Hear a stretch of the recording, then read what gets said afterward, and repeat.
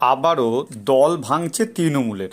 Ticket না পেয়ে অজ্ঞাতবাসে তৃণমূলের 3 বারের জেতা বিধায়ক দল ছাড়ার জল্পনা। নমস্কার বন্ধুরা, বিএন বাংলা গোল্ডে আপনাকে স্বাগত। আপনি যদি নতুন হন আমাদের চ্যানেলে, অবশ্যই চ্যানেলটা সাবস্ক্রাইব করে নিচের বেল আইকনটা প্রেস করতে ভুলবেন না। আমরা এই চ্যানেলে রাজনৈতিক ভিডিও নিয়ে থাকি এবং তার বিশ্লেষণ করি। আজকে আমরা এমন একটা খবর আপনাদের সামনে নিয়ে এসেছি যে তৃণমূলের টিকিট না পেয়ে তিন বারের জেতা একজন বিধায়ক তিনি কিন্তু অজ্ঞাতবাসে চলে গেছেন।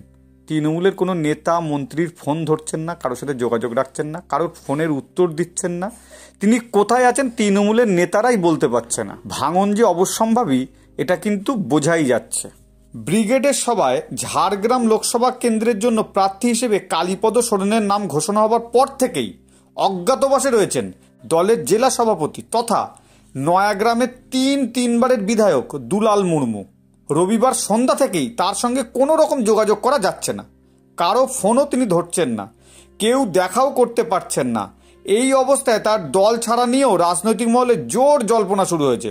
তৃণমূল প্রার্থী হিসেবে সাঁওতালি সাহিত্যিক কালীপদ সোরেনকে প্রার্থী করা হয়েছে। তিনি কোনো মন্তব্য না করলেও তার থেকেই দলের জেলা সভাপতি নিজেকে আড়াল করে রেখেছেন বলে দলীয় সূত্রের খবর। দলের একটি সূত্র থেকে জানা যাচ্ছে, নয়াগ্রামের বিধায়ক তথা জেলা সভাপতি হিসেবে দুলাল মুর্মু এবার লোকসভায় টিকিট পাবেন বলে নিশ্চিত ছিলেন। তার এই অজ্ঞাতবাস এবং দলের সঙ্গে দূরত্ব বজায় রাখতে শুরু করা প্রসঙ্গে মন্ত্রী বীরবাহা হাঁসদা এবং জেলা সাধারণ সম্পাদক অজিত মাহাতো সাংবাদিকদের জানিয়েছেন, দুলালবাবু নিবৃত্তিবাসে রয়েছেন, আমাদের দল ছেড়ে অন্য কোথাও তিনি যাবেন না বলে আত্মবিশ্বাসী তারা।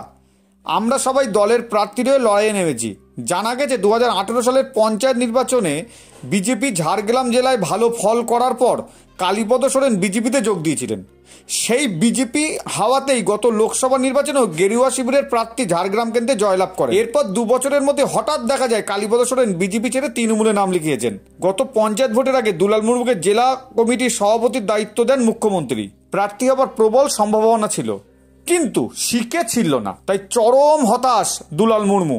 বিজেপিতে যোগ দিতেন পারে গুঞ্জন উঠেছে। বিজেপির এক জেলা নেতা বলেন, দুর্নীতিতে ভরা তৃণমূলে কেউ আর থাকতে পারছে। তবে তৃণমূলের অন্দরে এই টানাটানির মধ্যেই একটি অংশ কালীপদ সোরেনের সমর্থনে দেওয়াল লিখনও শুরু করেছে। তাহলে লোকসভা ভোটের আগে রাজ্যের শাসক দল আরও একবার অস্বস্তি পড়ল। শুধুমাত্র অস্বস্তি নয়, ঝাড়গ্রামের মতন জায়গায়, জঙ্গল মহলের মতন জায়গায় যেখানে তৃণমূল তার পায়ের তলার জমি শক্ত করার চেষ্টা করছে, সেখানে কিন্তু এরকম একটা বিদ্রোহ শুরু হয়ে গেল, যেটা কিন্তু রাজনৈতিক মহল যেটা বলছে এটা তৃণমূলের যে খুব একটা ভালো হবে না বা তৃণমূল যে খুব সমস্যায় পড়বে এটা এক প্রকার নিশ্চিত। আপনি কি মনে করছেন, দুলাল মুর্মু কি বিজেপিতে আসছেন এবং ঝাড়গ্রামে কি উনি বিজেপির প্রার্থী হচ্ছেন? অবশ্যই কমেন্টস করে জানাতে পারেন। ধন্যবাদ ভিডিওটা দেখার জন্য। আবারও নতুন ভিডিও দেখাবে খুব তাড়াতাড়ি, সাথে থাকবেন।